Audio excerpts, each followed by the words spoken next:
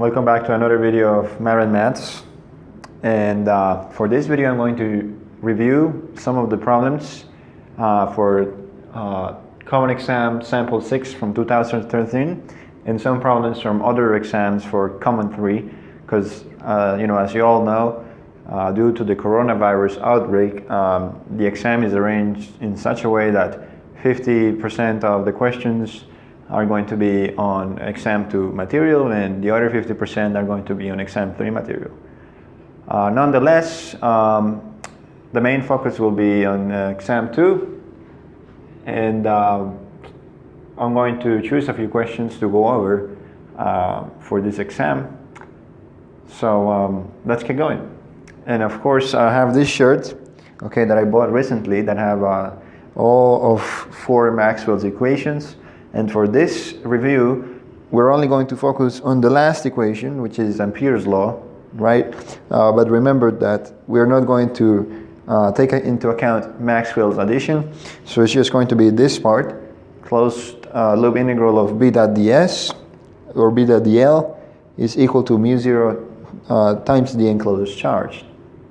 So this is Ampere's law without Maxwell's addition, where we have to consider the fact that a magnetic field generates an electric field. And this is the whole idea of electromagnetism, because one cannot be without the other, right? Magnetism cannot be alone without electricity. They are brothers.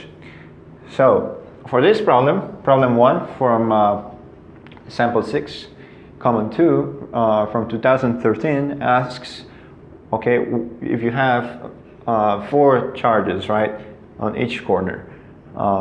Let's say that the charge Q, okay, is going to be 2 times 10 to the minus 6 coulombs, and they ask you to find the net potential, right, the electric potential at point P. So it's pretty simple because electric potential is only a scalar, right? Nevertheless, this quantity can also be negative, right? So it doesn't matter if it has a negative in front of it. Because remember that equipotential lines can have a negative value, since equipotential lines that are around some negatively charged particle, like an electron, right, will be negative the closer they are to the electron. But now the equipotential lines around a positively charged particle will be positive, of course. And so to find the net voltage, right, the electric potential, all we do is we add up all the electric potentials depending on the distance, where it's coming from. So in this case, we know that the separation between each of the charges is the same, it's 2 meters. And so we want to know what's the distance from each charge to the point P, right? So to find that, we'll use simple geometry, right? We know that this is an isosceles triangle because of its symmetry. Then we know that this has to be 2 divided by the square root of 2 meters. Okay, that will be the distance for each of these 4 charges and point P. And so all you do, okay, is add up all the electric potential charges. So we know that voltage, right, is equal to K times the sum of the voltage is equal to K times the sum of the charges, Q, okay, the sum of the charges divided by the distance between them, okay, between the point we're trying to find the electric potential and the charges. So let's call it D. We know what's D and we know what's K. So we're just gonna find the sum of the charges. So we just gotta add up all of this. So you got 2Q over here, 3Q, okay, 2 plus 1 plus 3, plus 1 is 4Q minus Q is gonna be a 3Q. So then we have that this is 3KQ divided by D. And then you can substitute the values, do the math. So this is nothing but 3 times K multiplied by 2 times 10 to the minus 6 coulombs divided by the separation, which is 2 divided by the square root of 2, or square root of 2 meters. So then you plug that into your calculator and you should get a value for the electric potential. So let's find that. And also, it's good to point out that if you have the calculator TI-36 X Pro, it's very convenient. And why? Well, because if you take a look at the bottom or the center of the calculator. There is an option where you can find the constants, okay, that you're going to be looking at for this exam. So let's say that you have, very limited time, right, and you want to spend more time on more difficult questions. So you would like to take less time to type the constants into your calculator.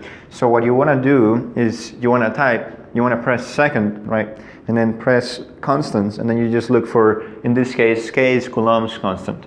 So you go all the way down, and Coulomb's constant is the last one for this calculator. Just press enter, that's it. Because remember, Coulomb's constant is 9 times 10 to the 9, and that takes a bit of time. It takes longer than to look for the constant in the constant library. So just do that, and then, okay, multiply by 3, multiply by 2 times 10 to the power of negative 6, and then divide by square root of 2. And so we get the potential is, so we get that the potential is 3.8 times 10 to the power of 5 volts. So this is the electric potential for question 1. Okay, so for question 2, we're given the following schematic. So let's say that you have a conducting sphere, right? A hollow conducting sphere with radius r, 15 centimeters. And they tell you that the electric field just outside of the sphere is 120 volts per meter. So they would like to find out what's the electric potential just outside of the sphere relative to the electric potential far away. And we know that the electric potential far away is 0, right? At infinity, it dies out as a function of 1 over r. And so we would like to find out what's the potential over here, just on the sphere, on the surface of the sphere.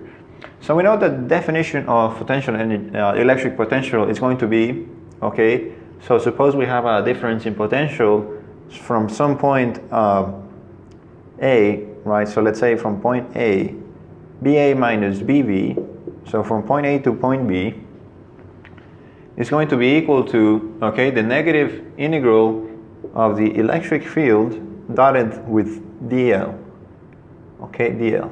And then, well, in this case, we know that our point A is going to be, well, 0, right? 0 radius. And then our final is going to be r. So we want to find what's going to be the electric potential from here to here, the potential difference. This integral is trivial to do, right? Because we're just integrating in terms of dl. We know the electric field is nothing but kq divided by r squared, just kq divided by r squared, and then we just integrate with respect to dl. This should be dl over here, my bad. Okay, there you go. So this integral gives you minus 1 over L, right? The integral of 1 over L squared is minus 1 over L. So you're left with nothing but the electric field, okay? So it's going to be basically kq, okay, divided by r, okay? And so this is basically the definition of potential, right? Electric potential. But over here we can see that if we multiply top and bottom by r, right? So because we don't have a value for the charge, so then we would like to think about what happens to the electric field itself. We multiply top and bottom by r, so we're left with kq multiplied by r divided by r squared. And so this is nothing but the electric field multiplied by the distance r. So then the electric potential at this point is going to be the magnitude of the electric field, 120 volts per meter, multiplied by the distance, 0.50 meters.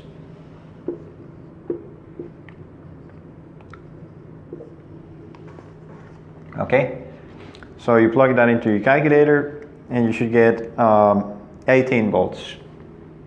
So that will be the electric potential difference from 0 to the surface. 18 volts, right? Now suppose that, well, okay, it's 18 volts over here at the surface. But now what if, let's say you want to find then the potential difference at any point, R, right, capital R. Suppose that at a separation of 3 times the radius of the sphere, okay, I'm just saying that this is 1 radius, right? Twice, so this is about 3 radius, 3 radial distances. So suppose we want to find the electric potential at 3 times the radius, right? Well, we know the electric field here, but we don't know the electric field here, the magnitude of the electric field. So we want to know what's the charge, right?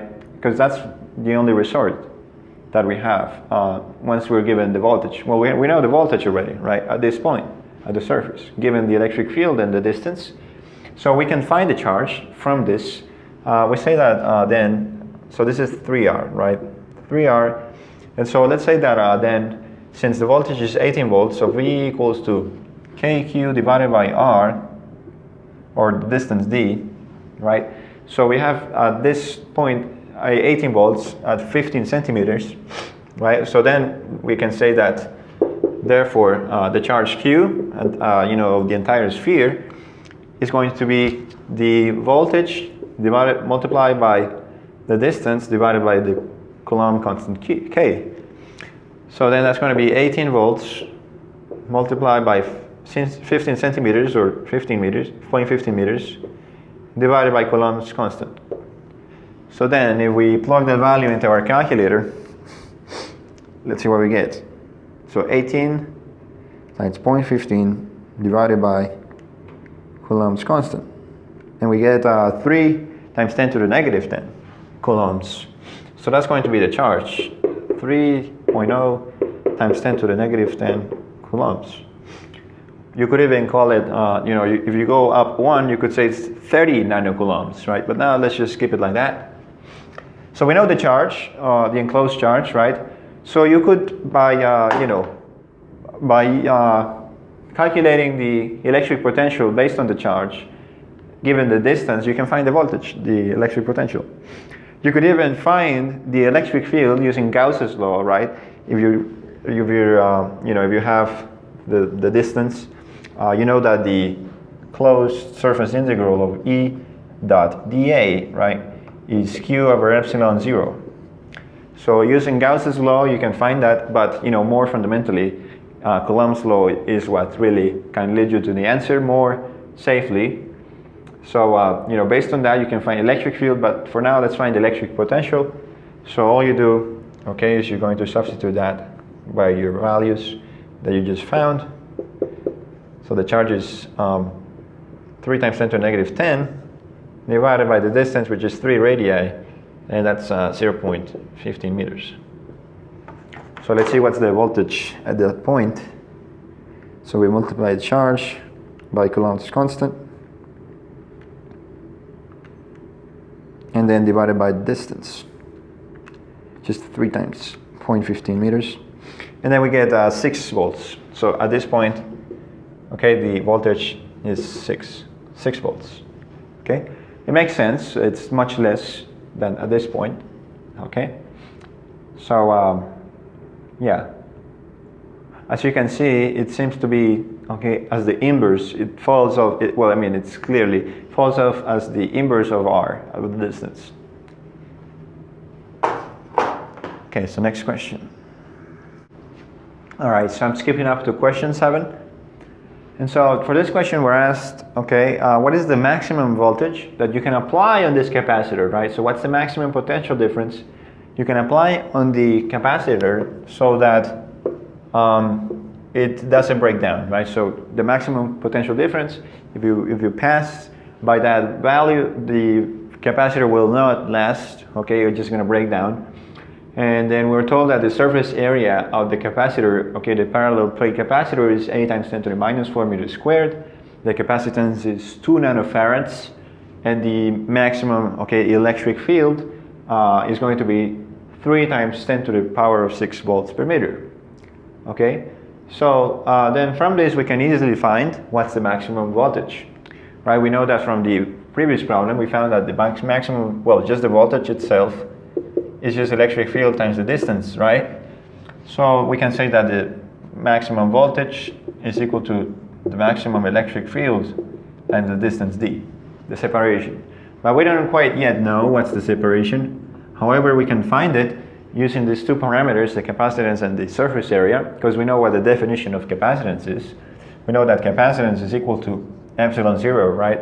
The permittivity of free space multiplied by the surface area divided by the separation between the parallel plates.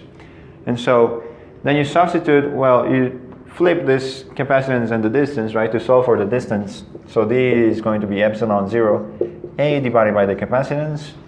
And so then your final answer should be, okay, the maximum voltage is equal to epsilon zero A divided by the capacitance multiplied by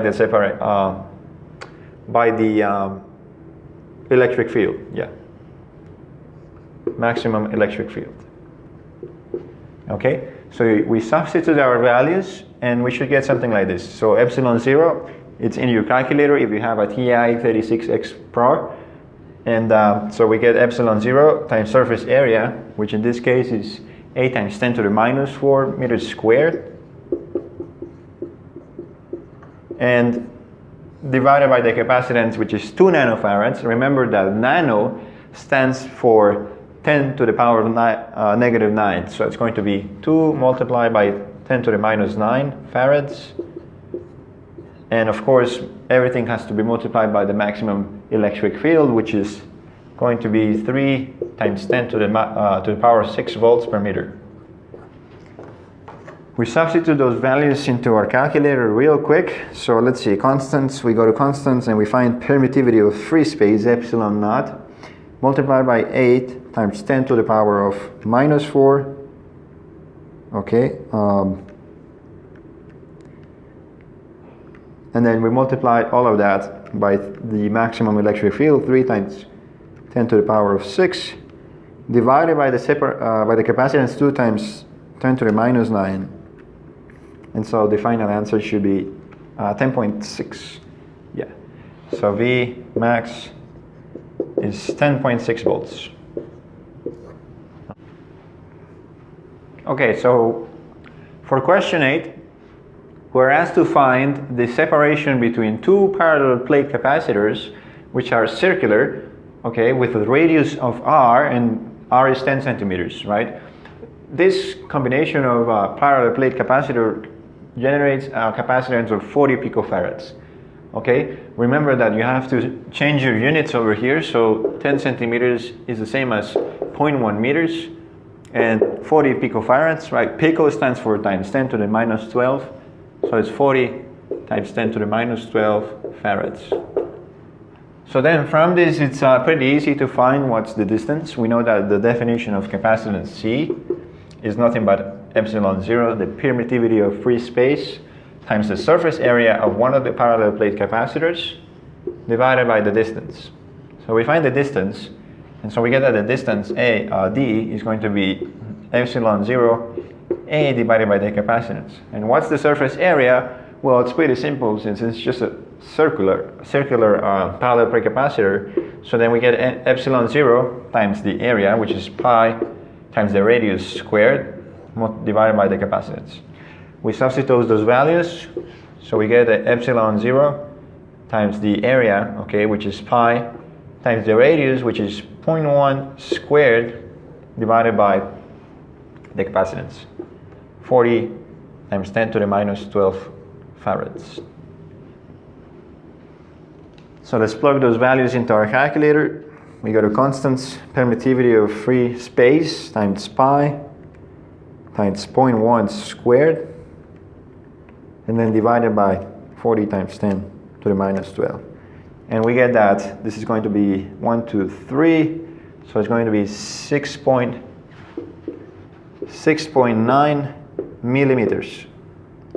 Okay, so 6.9 millimeters, or pretty much 7 millimeters.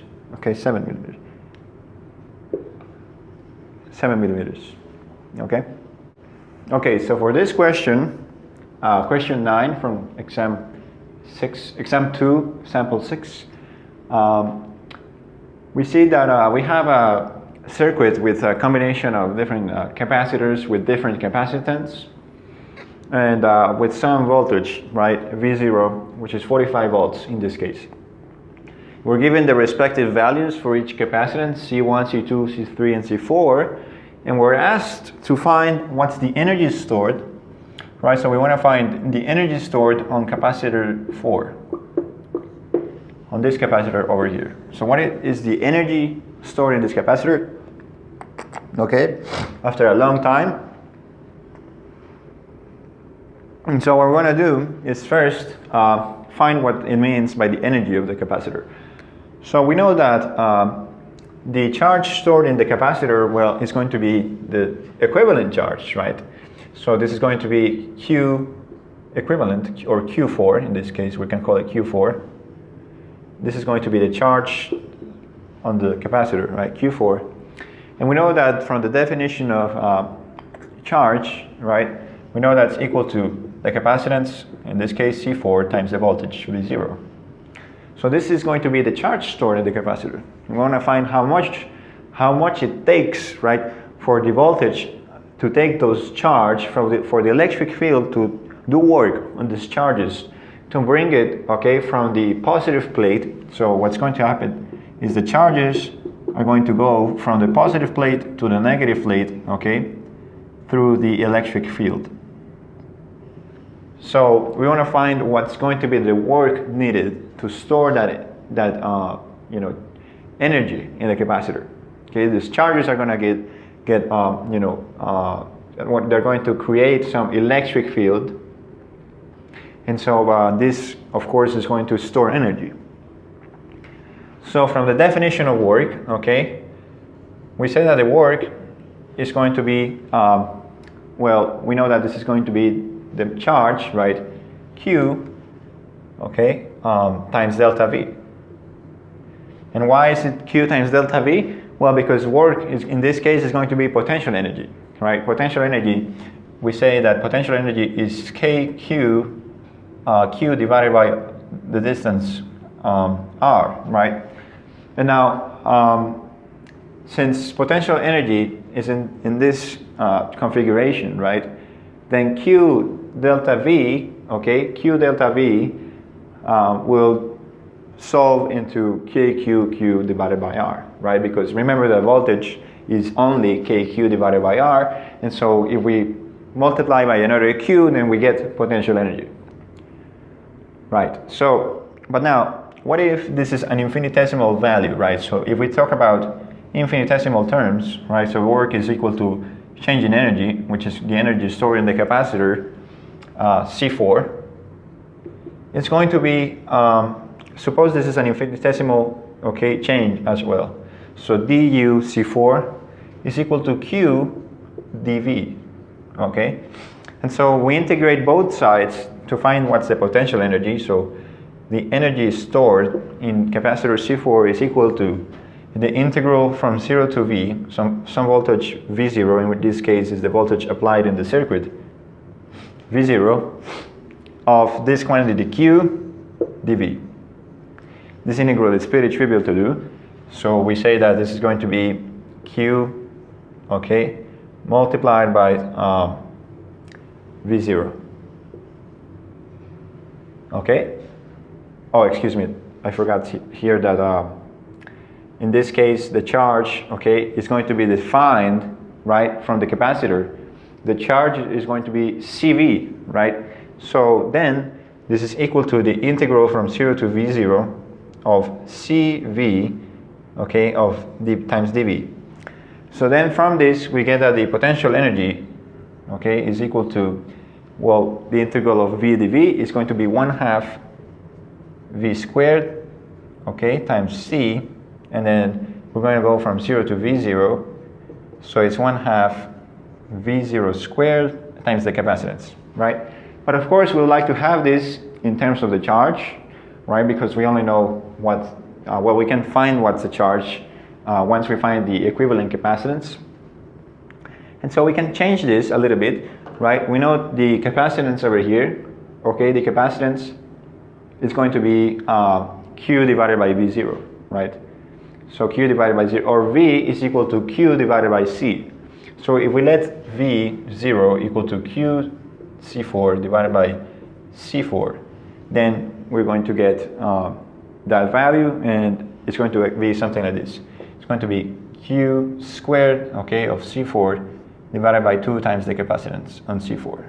So this is the equation we're going to use, okay, to find what's the energy stored in the capacitor, C4. But first, we have to find what's the equivalent capacitance given these values. So to find the equivalent capacitance, we have to remember that capacitors in parallel are added up, right? While capacitors in series have to be added as the inverse, okay, of each of the values, okay, and then take the inverse of the whole thing.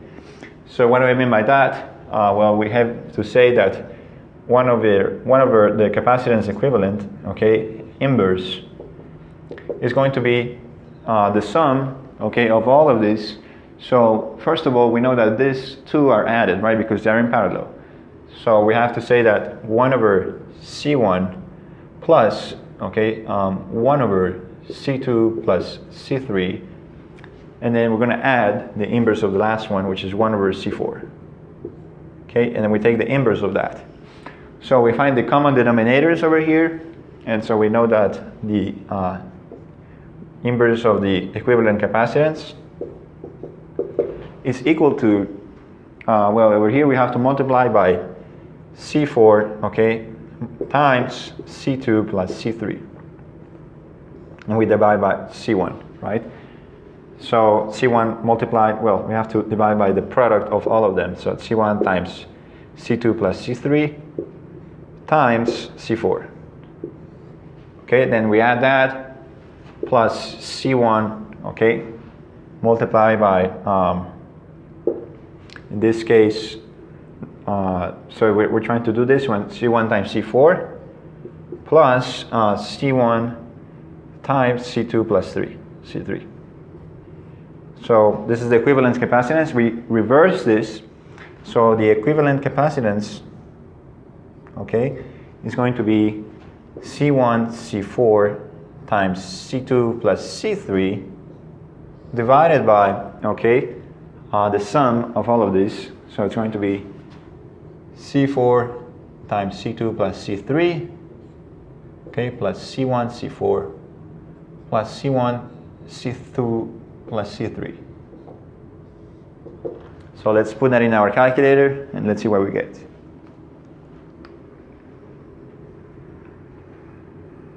So then we get that the equivalent capacitance is 8 times 10 to the minus 6 farads, right? And now we have, okay, that the capacitance, the equivalent capacitance, okay, will be applied to this over here. So we can find what's the charge, what's the energy stored in the capacitor. So then, from this, let's see what we can do.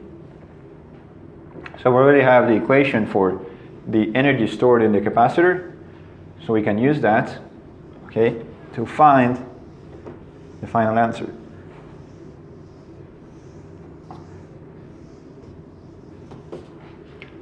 So then we know that over here, this is the equivalent capacitance, right? C equivalent. So the energy is simply going to be, okay, Q squared divided by 2C equivalent, okay? So, but of course, first we need to find what's the Q over here. Q4 is just going to be C4 times V0, right? So we use that, and so we have C4 times V0 squared divided by 2 times C equivalent, okay? C equivalent, and so then we get that the energy is going to be C squared, which in this case C4 is going to be 30, right? So we're going to have, this one has to be, excuse me, this one is equivalent capacitance and this one is capacitance of the capacitor. So this is C4, okay? And so this has to be the equivalent capacitance to find the charge, the total charge. So then we have that this is equal to, okay, the equivalent capacitance 8 times 10 to the minus 6 farads, okay, multiplied by V0, which is 45. We square all of this. And then we divide by 2 times the capacitor's capacitance, which is 30 times 10 to the minus 6 farads, right? Microfarad stands for 10 to the power of negative 6. Okay? So then when we put that into the calculator, we get, let's see, A times 10 to the minus 6 times 45, all of that squared, and then we divide by 2 times 30 times 10 to the minus 6. And I get 2.16, okay, millijoules, right? That should be the units. 2.16 millijoules. So that's the energy stored in the capacitor.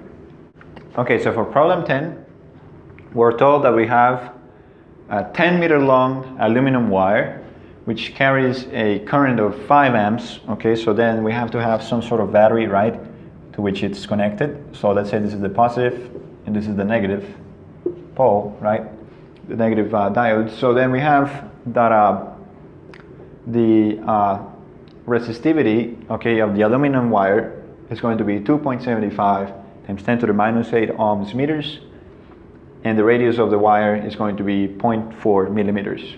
Okay, so then we just got to find the potential difference. So the potential difference, right, from Ohm's law, remember that aluminum is an ohmic material, so then delta V is going to be I times the resistance, where the resistance R is going to be the resistivity rho multiplied by the area, okay, divided by L. Okay, excuse me, multiplied by the length times divided by the area. Yeah, rho L divided by A. Okay, that's resistivity over here, rho, and we define that we define the resistance in terms of resistivity, length, and area, right? Cross-sectional area. So then delta V is nothing but I rho L divided by A, and we just gotta find what's A over here. We know A is the cross-sectional area. We know what's the radius. So A must be pi times 0.4 millimeters. Remember that milli stands for 10 to the power of negative 3. So times 10 to the minus 3 meters. And then we square that, okay? So that's the area. So when we find that, we can find the final result. We know that the current is 5 amps. So we got 5 amps multiplied by the resistivity rho. We know that's going to be 2.75 times 10 to the minus 8 ohms meter. Okay, and then multiplied by the length, which is going to be 10 meters, right? 10 meters. And then divide that by the cross-sectional area. So it's going to be pi times 0.4 times 10 to the minus 3 meters squared. Okay, let's plug that into the calculator. Let's see what we get. So we get 5 times 2.75 times 10 to the negative 8 times 10 divided by pi times 0.4 squared. Oh, 0.4. You gotta put 0.4 times 10 to the minus 3 squared. And we get that the potential difference, okay, is going to be 2.74 volts. Okay, so that's going to be the voltage across from here to here. Okay, so for this problem, problem 14, from the same exam sample, we're told that we have a 2-meter long copper wire, right, with cross-sectional area 2.25 millimeters squared. We're also told that the potential difference applied on this copper wire is 0.26 volts. We are told that the number of charge carriers is 8.48 times 10 to the minus 28 per cubic meter, and the resistivity of copper is 1.68 times 10 to the minus 8 ohms meters. So we're asked to find what's the drift velocity of the electrons, which of course opposes the direction of the current. Suppose that the current goes from left to right, from positive to negative. And so, in reality, but by convention, we're saying that it flows from positive to negative, but in reality, the electrons flow from negative to positive, right? It's just convention problems. Anyhow, to find the drift velocity, well, we have to find okay, what's the current density, right? We know that the current density J, okay, is nothing but current per unit volume, right? Per unit volume, excuse me, per unit area. Current per unit area. So that's what we're talking about here. Current per unit area, okay, it's equal to the charge, okay, of an individual charge flowing through this current, which in this case are electrons. So instead of Q, we can say the charge of an electron, okay, E minus, multiplied by the number of carriers, N, okay, and then multiplied by the drift velocity, V drift. Okay, so from this, we can find what's going to be the drift velocity. We know what's the current. Well, we don't know what's the current, but we do know what's the applied voltage, right? But from Ohm's law, okay, so delta V is equal to I times R, right? And we know that R, in this case, we don't have the resistance, but we do have the cross-sectional area. We have the resistivity and the length of the wire. So we can define the resistance in terms of those parameters. So we say that then I, since we don't know I, is going to be delta V divided by the resistance, and so delta V is equal to, okay, rho, the resistivity, times the length of the wire divided by A. So we can bring A to the top. Okay, so then from this, we can plug in our current into this equation to find what's the drift velocity. So then the drift velocity, okay, the drift velocity, V drift,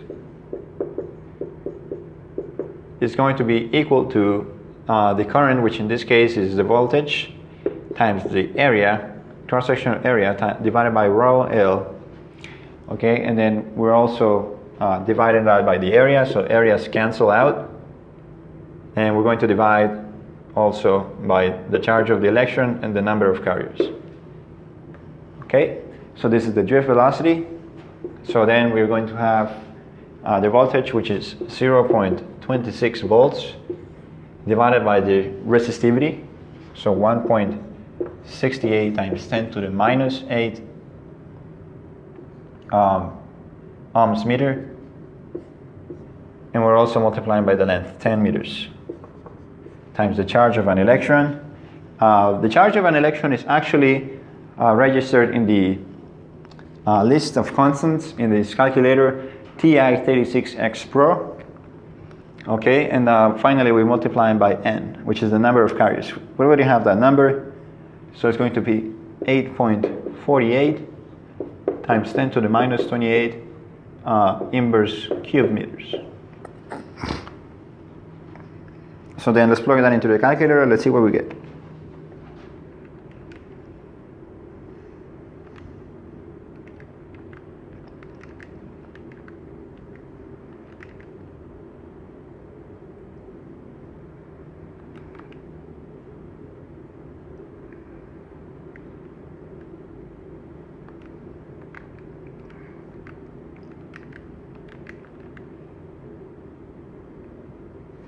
So then the drift velocity from this V drift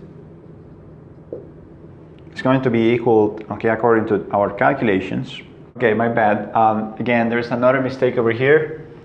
The number of carriers is not times 10 to the minus 28, but times 10 to the positive 28. So just change that value, my apologies. And then the value for 10, the 10th power is going to be minus 4. Okay, so that should be the right answer. Okay, so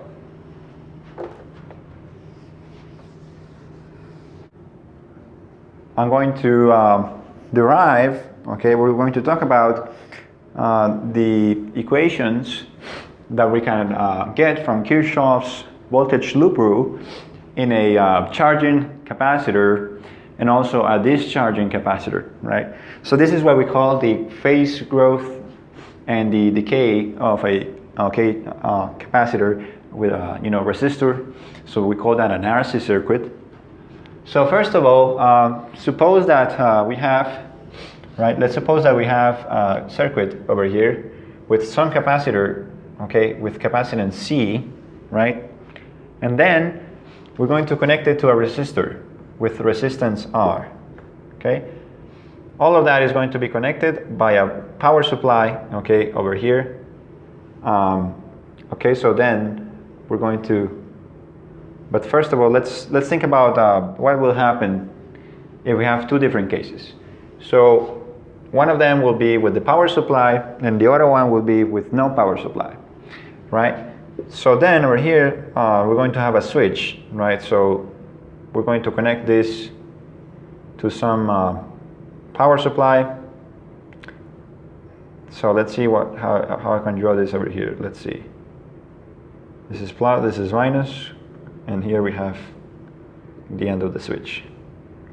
Okay, so we can either connect this switch to this point, okay, in order to have no power supply, or we could connect it to this point, okay, but then you're not going to have power supply. Let me change this. There you go. That's much better. Connected to this point, you have no power supply, and then if you connect it to this point, you have a power supply, okay, going around. All right. So now let's think about Kirchhoff's loop rule. Okay, to find, because we want to find equations. We want to find equations in terms of the current, okay, as a function of time. Excuse me, this is the charge, and also the current, right? It's easy to find the current after you know the charge, because we know the definition of current, right? Current is nothing but dq dt, right? Is the rate of change of the charge over time, right? So it's the number of charge. Current is the number of charges that flow per unit time, right? Okay, so now let's think about Kirchhoff's loop rule over here. So to do Kirchhoff's loop rule, well, it's pretty simple. We're going to assume that first we're going to connect the switch, okay, to the power supply, right? So we connect it to the power supply, okay, then we have to draw a loop around it, right? Going from negative to positive, right? So coming out from positive to negative. And we can do Kirchhoff's voltage loop rule to derive the functions Q of t and I of t for either case, when we connect it over here or when we disconnect it. All right, so, but actually, first of all, let's do the simple case, okay? When we just connect it around like that, right? With no power supply. But we have to assume that then the capacitor has a maximum charge, Q max. Okay, Q max, or Q0, Q naught. Doesn't matter which one you want to call it, but that's the maximum charge, okay, Q naught that it's going to have. We call it Q naught too because we want to think about it in terms of initial charge, right, as well. Because we want to know what's happening at t equals 0, and so on. So then if we do Kirchhoff's loop rule for this case, right, when we just connected with no power supply, then we have no EMF, right? But we still have to apply the rule that sum of the voltages equals 0. So then we have the voltage across this capacitor, which is acting like a battery, right? But it's decreasing, okay, in magnitude of charge. Then we say that, of course, the voltage across capacitor is Q, okay, divided by C, right? Then we are going to, okay, we're going to add the current, okay, the voltage drop across this resistor, which is going to be I times R. And that's equal to 0, okay? So from this, we know we can use the definition of current. So Q over C plus dQ dt R equals 0. Okay, this is a simple first order, okay, linear differential equation. It's easy to solve, okay, by separation of variables. So we divide everything by R, and then we get Q over RC equals to minus dQ over dt. And we can bring the negative to the other side as well, so we have minus Q divided by RC, okay? So then from this, using the separation of variables method, of course, we have to bring dt on here, and we have to bring Q on the bottom. So then we're going to have something like this. We're going to have dt minus dt divided by RC equals to dq over q. And now the next step will be to integrate both sides, okay? So we're going to integrate, let's say, from time t equals 0 to some time t. And of course, over here, we're integrating from 0 to q. Okay? So then from this, we can say that, but of course, the initial charge is not 0, right? The initial charge is not going to be 0. It's going to be q0 or q max. So we're going to have to integrate from q max. All right, so then we can integrate this over here already. It's pretty easy. It's minus t, okay, divided by RC. And this over here is ln, okay, of absolute value of q, okay, divided by q0. Okay, once you do your limits of integration. And so we exponentiate both sides, and we get that e to the minus t over RC is nothing but q over q0, okay? We bring q0 to the other side, and we get our function for charge. So then we have that, okay, this is equal to q of t, which is nothing but q max or q0 times e to the minus t divided by RC, okay? And so we can observe that, of course, this is an exponential decay function.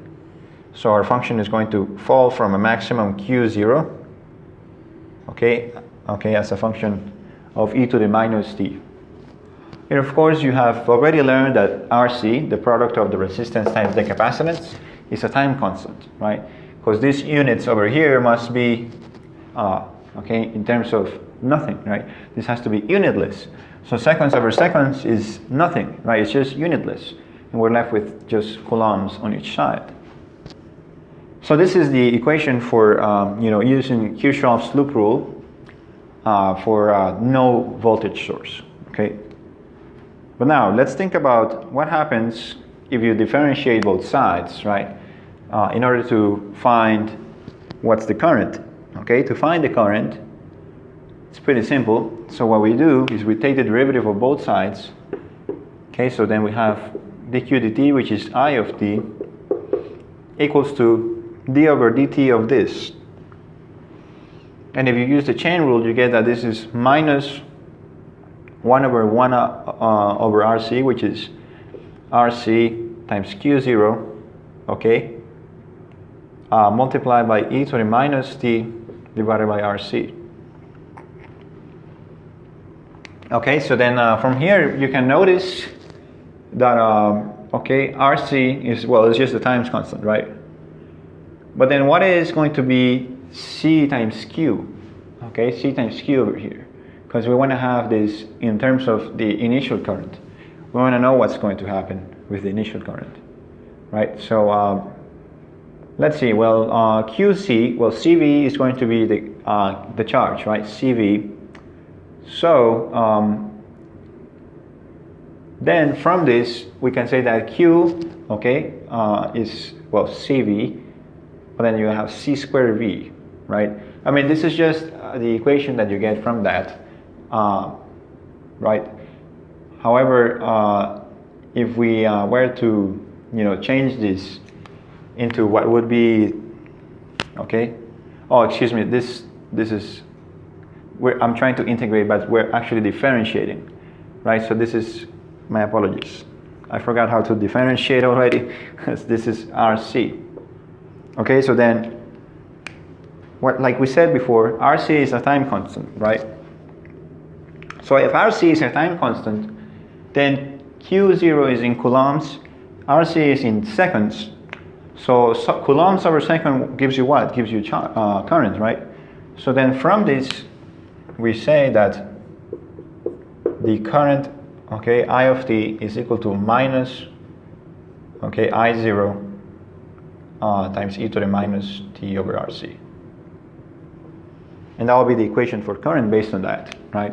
Very simple. Now, let's think about what happens if instead we close the switch to this portion, right? When we have the actual voltage source. All right, so let's see. Okay, so let's think about what happens when you actually have an induced, well, not an induced, but just some voltage. Okay, some voltage over here, voltage source V, okay, across. And so when we use Kirchhoff's loop rule, we have to start from here. So we start from the voltage. So we say that voltage, okay, the sum of the voltage is equal to 0. So V minus, okay, Q over C, right? That's the voltage across the capacitor. And then we're going to have minus IR, or minus dQ dt times the resistance, which equals 0. We have a differential equation, okay, for the case when we have a voltage source, right?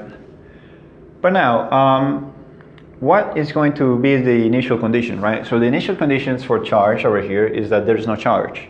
So Q of 0 is going to be equal to Q0, which is 0 initially, right? At t equals 0, right? So initially there's not going to be any charge stored in the capacitor, and it's going to start charging. Okay, so let's see what is going to come out of this. So from this we can use the method of integrating factors that you can learn by taking Math 222, which is differential equations. And well, let's see, let's just do it for fun. So let's divide everything by R. So we divide everything by R, we get V divided by R, okay, minus Q over RC, and then we can minus dQ over dt, okay, equals 0. Now what we have to do is we bring these two terms to the other side, so we have dQ over dt plus Q over RC equals to V over R. Okay, I divided by R for a specific reason, because I want dQ over dt to be alone, right, in order to use the method of integrating factors. So how do we do that? Well, we have to imagine we're going to multiply the entire equation by some function in such a way that when I take the derivative, okay, d over dt of the function mu, let's call it mu of t, multiplied by q over here, will give you exactly the same thing over here, right? So that we can factor it. So if we multiply by that function, we can factor this as a differential. So we can go backwards, right? It's going to using the product rule, right? So using the product rule, we know that this is going to be d mu of t dt times q, okay, plus mu of t dq dt. Okay, so as you can see, this over here, d mu over dt, okay, times q is going to represent this over here, right? And mu of t times dq dt is going to represent this, right? But of course, remember, we're multiplying by mu of t. We're multiplying the entire equation by the function. Okay, so then from that, we can find mu of t. We can set this over here equal to this times mu of t. So let's do it on the side. So then we say that d mu times q over dt equals to q, okay, divided by rc times mu. Q's cancel. We bring mu on the bottom, bring dt on the top, and we have d mu over mu equals to dt over rc. Integrate both sides, and we get ln of mu equals to t over rc. We exponentiate and we get that mu is equal to some constant k times e to the t over rc. But for this purpose, we're going to say that k is equal to 1. So then the function mu that we're multiplying the entire thing by is going to be e to the t over rc. Okay? By the method of integrating factors. Okay? To solve this differential equation. And so we say that then we have d over dt, okay, of the function that we said was going to be e to the t over rc times q, which is equal to, okay, in this case will be v over r multiplied by the function e to the t over rc. Okay. Now, what's the next step? Well, we multiply by dt on both sides, and then we integrate both sides. Okay. And so from the fundamental theorem of calculus, we know that when you integrate the differential term, we cancel that out because they are inverse to each other.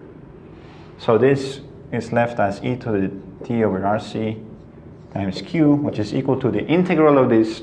V over r is a constant. And the integral is just 1 over the inverse, right? It's going to be the inverse of 1 over rc. So it's basically rc, okay, times v over r. And you see the r's cancel out, so we're left with cv, okay, multiplied by e to the t over rc, plus c, which is some constant. Now, let's use the fact that we know that the initial charge is 0, right? So at time t equals 0 to find c is going to be q0, right? So let's just put q0 for now. So if t equals 0, okay, we're just going to have q equals to cv plus c, right? In the case where t equals 0. So then q0, okay, well, q0 minus cv equals to c. That's our constant. Okay, so we're going to consider both cases in that case, right? When q of 0 is equal to q, some constant, okay, initial charge q0, but it's non-zero. So it's either this case or this case, right? So then we say that the function q of t, okay, is equal to this thing divided by e to the t divided by rc. And so we get that it's going to be equal to cv, okay, this should be k, just so that you don't get confused. The constant k, right? Because we already have a c and that's capacitance. So q of t is cv, okay, times, well, plus q0 minus cv multiplied by e minus t over rc. And this is what we get. This over here can be factored, okay, because if you think about it, we can somehow, we know that cv is equal to the charge, right? It's going to be cv is equal to q. So let's see what we get from this. For this case, okay, for the first case, we can say that q0 is equal to 0, okay? So if q0 is equal to 0, right? So if the initial charge of the capacitor is 0, then this goes to 0, and we get that q of t is equal to q0, or q at some point, okay? Which is going to be cv in this case, right? Okay, multiplied by 1 minus e to the minus t over rc. That's that's the other equation. And now how do we find the current? Well, we take the derivative of this, okay? And then we get, of course, that I is equal to I max times E, okay, to the minus t over RC. And so that's the idea. But now let's think about what happens when the voltage goes away, right? So if V is equal to 0, so if there is no voltage, right, this goes to 0, this goes to 0, and you're only left with Q0. So you go back to the original equation that we found earlier, right? Okay, so this is it for now. And well, let's see, I'm gonna go over some more other problems. But generally, for these kinds of questions, you might be asked to find, what's going to be the time for some percentage of voltage, right, or charge to be, the initial, to be some percentage of the initial current or charge or whatever it is, right? So you gotta watch for that. But this is just a demonstration of how to derive these equations. If you have never seen it, well, this is the first time you've seen it, and hopefully it's useful. But you don't need to know the derivation. Okay, so now let's go over a few concepts about magnetism, right? Let's talk about sources of magnetic fields. So we're going to talk about the magnetic force due to a charge with some velocity, right? So F equals to Q times the cross product of the velocity and the magnetic field. So let's talk about what the right-hand rule is, right, and how to use it, right? And let's say that you have two cases, right? So two cases. In one case we have a proton, which is a positively charged particle, right? So this is with positive charge plus Q. While in this case we have a negatively charged particle, okay, an electron, let's say, okay, and we want to find what's going to be the force or the direction of the magnetic field or the velocity.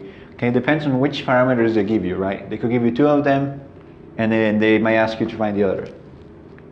So for the proton, okay, let's say that you have the particle, right, the positively charged particle, moving at a speed to the positive x direction, right, speed v, and let's say that the magnitude, okay, or the direction, the direction of the magnetic field is into the page, right? So if it's into the page, then they might ask you what is going to be the direction of the force, right? So to use the right-hand rule for a proton, right, positively charged particle, we use the right hand, right, and then the index finger represents the velocity.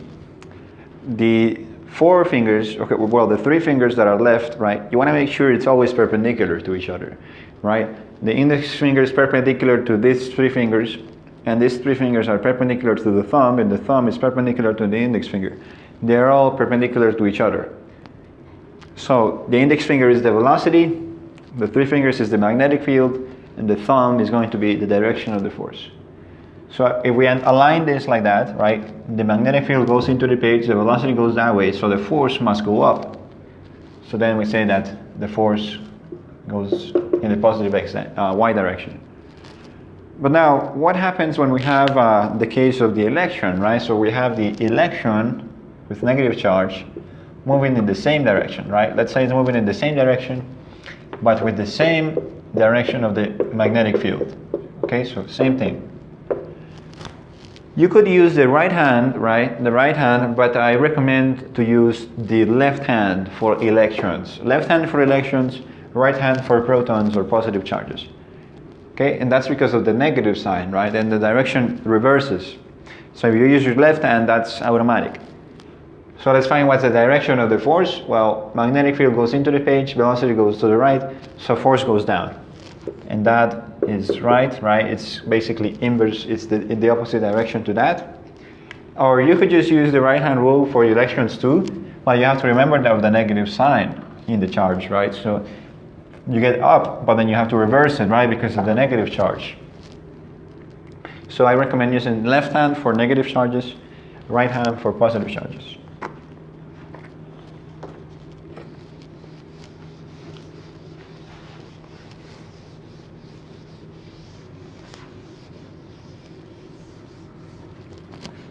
Okay, now let's talk about a current carrying wire, right? So we have, instead of a charge, a moving charge, we're going to have a wire with some current I, right, flowing in that direction. And we want to find what's the force, right? If it's, let's say it's in a uniform magnetic field that goes into the page, right? So this is the magnetic field, it's uniform, okay, and it goes into the page. So this is V. But we want to find what's the direction of the force, right? So in order to find that,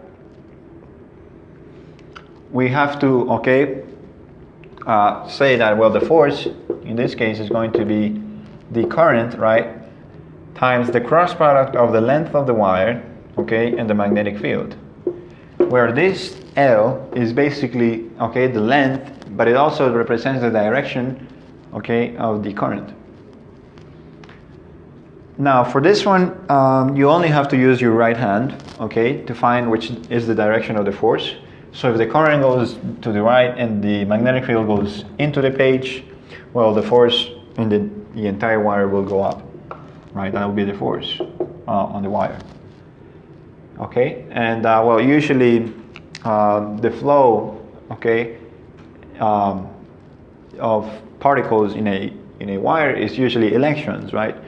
But by convention, we use the direction of the current to be the index finger, right? So we still use the right hand. We always use the right hand for current carrying wires, okay?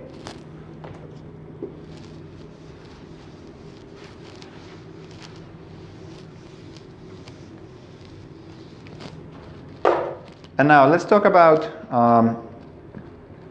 the same, configuration now of a current carrying wire. But now in this case, we're going to think about the wire to have an infinite length, right? So it just keeps on going to infinity. The length goes to infinity and the current flows from left to right. Now we know that a current carrying wire generates, a magnetic field around it in this direction, right? So we have a magnetic field, that can expand, in this direction, but it has to be perpendicular and it has to be tangential, right? So in that case, we use the thumb rule to find the direction of the magnetic field. So we see that if the thumb is going to be the direction of the current, then the curl of my fingers will be the direction of the magnetic field. So the magnetic field shall be coming, out of the page for the top part.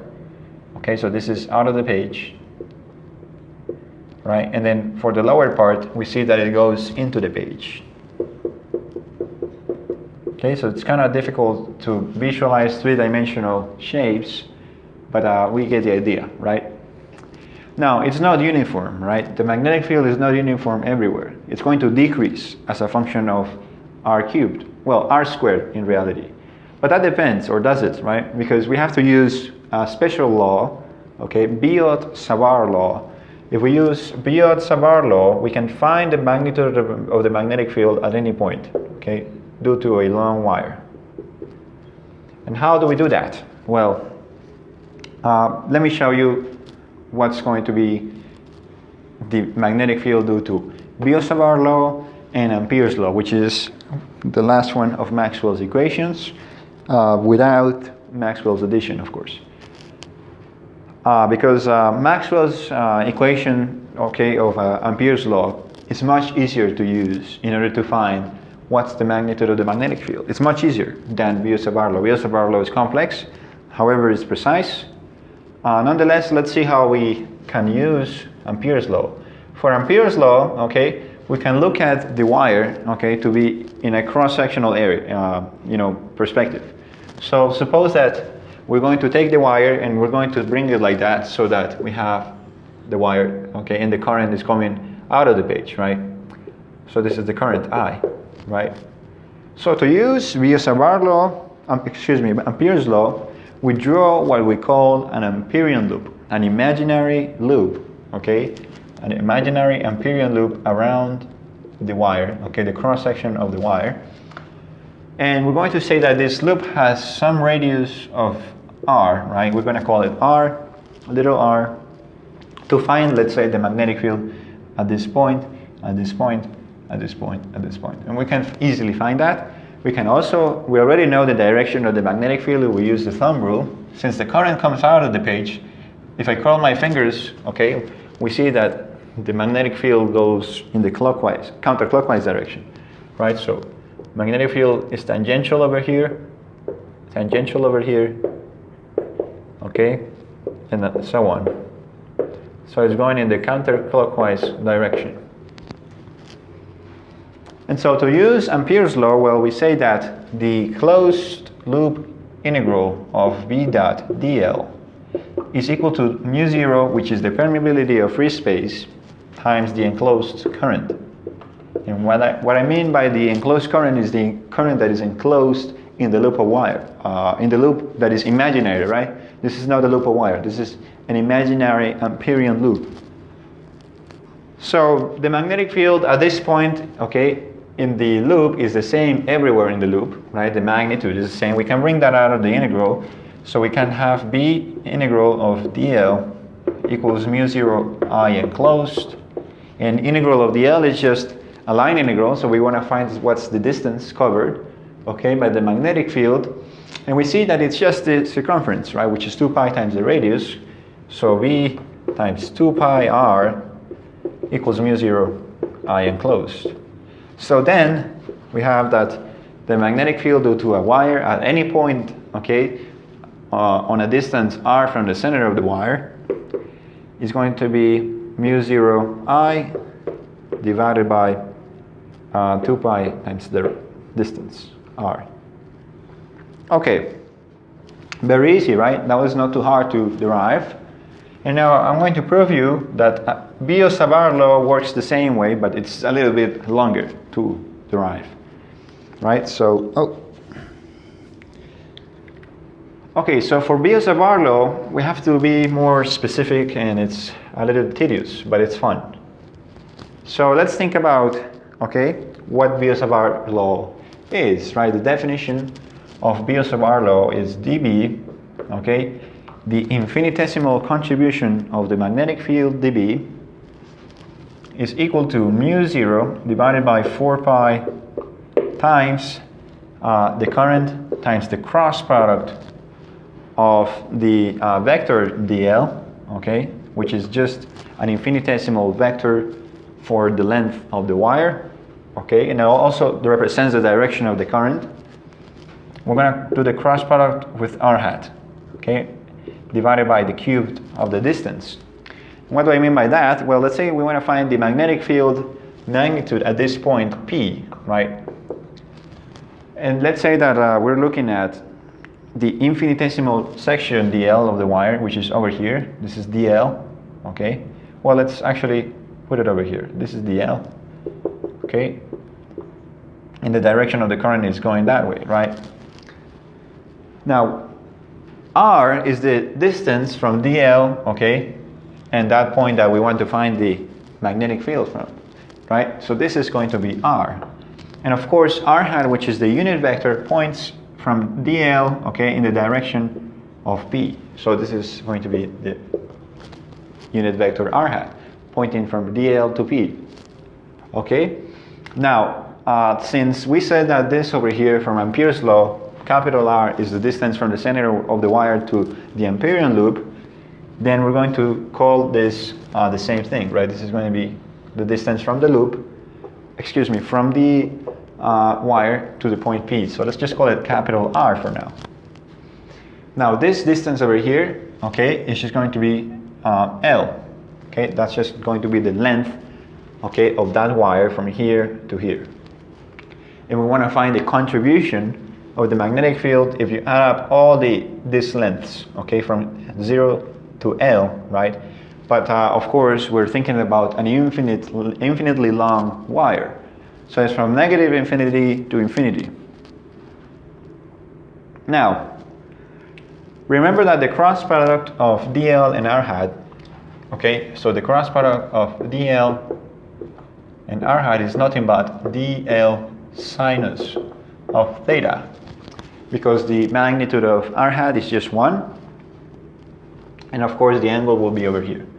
So this is theta, okay?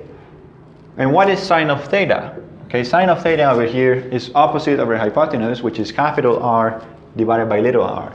So then the cross product is dl times capital R over little r. Okay? Oh, okay, here's my mistake. Theta is not over here, okay, because this is not dl, right? dl is over here. So theta is actually over here. This is theta, okay? Because dl goes that way and r hat goes that way, so the angle is over here. This is theta. For instance, if this is 180, okay, then this is 180 or pi minus theta, okay? So that's pi minus theta. And if that's pi minus theta, the sum of all of this has to be equal to 90, right? 180. Because this over here is perpendicular, so this is 90. And this is x. So x plus 90 plus pi minus theta must be equal to 180, right? So we know that x, therefore, well, we're doing this in terms of pi, right? Radians. So this is actually pi over 2. So then we have that x equals to pi minus pi is 0, so it's going to be theta minus pi over 2. Theta, we need to find sinus of theta, right? Not sinus of theta minus pi over 2. So we can use symmetry instead. So let's use symmetry.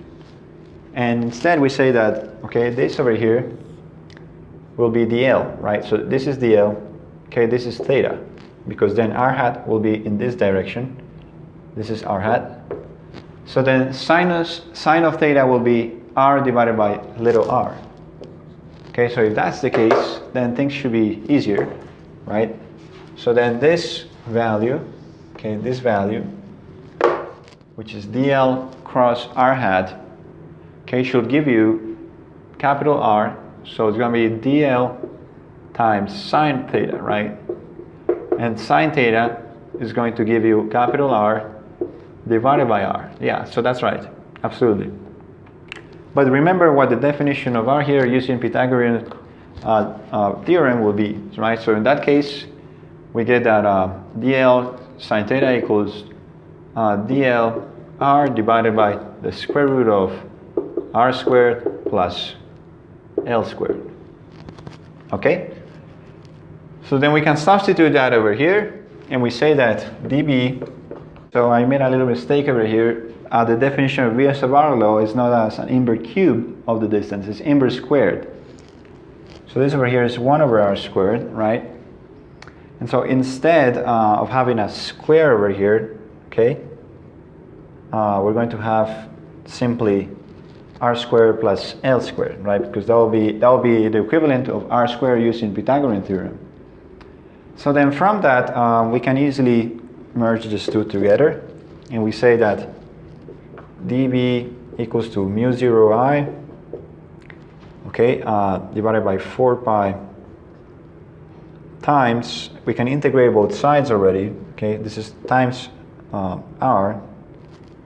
Well, we can bring r inside of the integral again for convenience. So integral, okay, from negative infinity to infinity of, in this case it's going to be r dl divided by r squared plus l squared to the 3 halves, right? Because 1/2 plus 1 will be 3 halves. And so from this, what we can do is we can use a trigonometric substitution. So we can let, in this case, we're going to let L, okay, is going to be R tangent of phi. Okay, so we square both sides. We're going to have L squared equals to R squared times tangent squared of phi in such a way that we can factor that out. And so we say that B, okay, so B is equal to mu 0 I divided by 4 pi integral from negative infinity to infinity of r dl. In that case, we have to differentiate this, so it's going to be r squared times secant squared of phi d phi. All of that is going to be divided by r squared factored out 1 plus tangent squared of phi. And 1 plus tangent squared is just secant squared, but of course all of this is to the 3 halves. So this will be, this r squared will be to the 3 halves, so that becomes r cubed, and we're left with 1 r on the bottom, so this cancels out with that. Okay, so we're left with 1 r. We can actually bring it outside of the integral, so bring it over here. Okay, and this secant squared, right, can be canceled out by the 1/2 power, and then we raise it to the 3rd power, and so we have secant squared, okay, divided by secant cubed. So we have 1 over secant, which is nothing but cosine. So B is equal to mu 0 I divided by 4 pi r integral from minus infinity to infinity of, in this case, cosine, right? It will be cosinus of phi d phi. And that's nothing but sine. So this is mu 0 I divided by 4 pi r times sine of phi from negative infinity to infinity. But of course this is evaluated at the values of L. So we have to substitute back into our values for sine based on the trigonometric substitution we made. Okay, so I'm just going to leave this answer from Ampere's law result over here. But I'm going to make more space for Biot-Savart law, which takes quite a while. So we said that from here, okay, L equals R tangent phi, right? So tangent phi equals to L divided by R, right? Opposite over adjacent. So we can make a little triangle over here. This is phi, and L is over here, while R is over here. So this is square root of L squared plus R squared. And so sine of phi is L over the square root of L squared plus R squared. Over here, right? So we have B is equal to mu 0 I divided by 4 pi times L divided by, this is tangent of phi, where this is going to be L divided by, well, I mean sine, because this is sine over here. So sine is opposite over hypotenuse, so it's going to be L divided by square root of L squared plus R squared. Okay, and then it's going to be from negative infinity to infinity. Now, you take the limit as L goes to infinity and negative infinity, and you find that, okay, as this goes to infinity, the R squared doesn't matter, right? It's constant. So you're going to be left with L over the square root of L squared, which is nothing but L over L, which is 1, right? So the limit is 1, while for negative infinity, it's going to be minus 1, right? So you have that B is equal to mu 0, okay, divided by 4 pi R, I forgot the R over here, times 1 minus negative 1, which gives you 2. And 2 over 4 is 1/2, so it's mu 0 I over 2 pi times R, which is equal to the original derivation from Ampere's law. So it takes quite a while, as you can see, by using Biot-Savart law instead of Ampere's law. So Biot-Savart law is useful to find, the magnetic field from any wire, right? It doesn't matter the shape. You can do it by using this. However, it can be complex, and it can take quite a while. So Ampere's law is good when you can take advantage of symmetry, right? In this case, you can take advantage of symmetry. The fact that it's circular, you can draw an Amperian loop in such a way that it's the same shape as the cross-sectional area of the wire.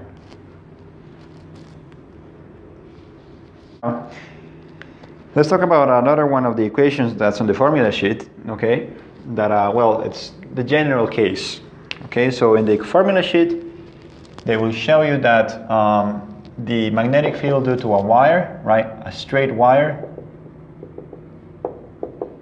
just like we derived with Biot-Savart law and Ampere's law, is going to be mu 0 I, okay? Well, that's the magnitude, right? The magnitude of the magnetic field is mu 0 I over 2 pi R. While the magnitude of the magnetic field, okay, due to a loop of wire, a full loop of wire, right, which has an angle of 2 pi radians, is equal to mu 0 I over 2R. Right, but these are very specific cases. So I would like to show you how we derive the general case for any angle of loop of wire, right? So you can have half a loop of wire, a quarter of a loop of wire, a third, you can have any angle. Okay, so using Biot-Savart law again, we know that dB is equal to mu 0 over 4 pi times the cross product, okay, times I times the cross product of dl and the unit vector r hat divided by r squared. So suppose that we want to find, okay, the magnetic field at the center of an arc of wire, right? So this is an arc of wire that approximates a circle, a loop of wire, right? So this is, suppose it's an arc of wire only. We want to find the magnetic field at the center, right? The magnitude of the magnetic field at point P. Okay, we can also find the direction depending on which direction the current is flowing. So suppose that the current is flowing in the clockwise direction, right? So if it's in this direction, you have to use the thumb rule to figure out which direction the magnetic field will be at the center. So you use the thumb rule, you go in the counterclockwise direction, and then you find that the magnetic field goes into the page, right? So it will be like that. This will be B, the direction. All right, but now, let's see how we can derive a general expression for any angle, right? So if we want to instead have half a circle, or maybe 3/4, or maybe a full circle, just like this. Okay? So in order to do that, well, we use Biot-Savart Law, and we take advantage of some trigonometric facts. So we're going to do the same trick over here, right? We're going to think about an infinitesimal section of wire dl, right? Okay, this is dl, and it's in the same direction as the current. Okay, and it's an arc, right? It's a very small arc of wire. And so we're going to consider this distance from the center to dl as r, where the unit vector points from dl, okay? So the unit vector r hat points from dl to P, point P, right? If you observe, the cross product, okay, between dl and r hat will always be with an angle of 90 degrees. So dl cross r hat will be dl sine of 90, which is pi over 2, right? So essentially we have dB is equal to mu 0 divided by 4 pi times I times dl, okay, and sine of, okay, pi over 2, which is the angle between dl and r hat, and that's just going to be 1. Okay, sine of 90 is 1 divided by r squared. Okay? Now, suppose that the angle over here, the infinitesimal angle, is going to be called d phi, right? D phi is the infinitesimal angle. Infinitesimal angle that covers that infinitesimal section of wire. And so we know that the definition of the arc length, right? The arc length L is just going to be the radius times the angle phi, right? But if we're thinking in infinitesimal terms, if we differentiate both sides, we get dl equals to r d phi. For instance, we can substitute this value. So we have dV equals mu 0 divided by 4 pi I times r d phi over r squared. We cancel out 1r, and we're left with 1r on the bottom, which is the radius. And the radius, it's a constant, right? It's not changing. It's the same. Okay, so then we can integrate both sides, and we get that b is equal to integral, well, mu 0 I over 4 pi r, right, over 4 pi r, integral from 0 to phi, right, to the entire angle. So this whole angle is phi. And then we're going to have, of course, just d phi. And this integral is pretty trivial to do, right? So we have that the magnetic field is mu 0 I divided by 4 pi r. The radius, let's call it r, right? Let's call it r. And then multiplied by phi. Okay? So then this is the general case of Biot-Savart law for any arc of wire with any angle, right? So suppose we want to go to the full loop, right? The full loop has an angle of 2 pi radians. So B for the full loop is just going to be mu 0 I, right, divided by 4 pi r times phi, which is 2 pi. The pi's cancel, and you go to mu 0 I divided by 2r, which is this same equation. Now suppose you want it to be, I don't know, 3/4, right? So if it's 3/4, it will be this angle, right? And that is going to be, well, this is pi over 2, right? And this is pi, so this is 3 pi over 2, okay, radians. So you're going to have b of 3/4 equals to mu 0 I over 4 pi r times 5, which is 3 pi over 2. The pi's cancel, and you're left with 3 mu 0 I divided by 8 r. That's for a 3/4 of an arc, so it will be this whole thing. And you can find it for any angle, really. So this is a general case for Biot-Savart law. Okay? So I think that's it for now. I would like to wish you the best of luck on this exam, and make sure you study, do some practice problems, and I'll see you next time.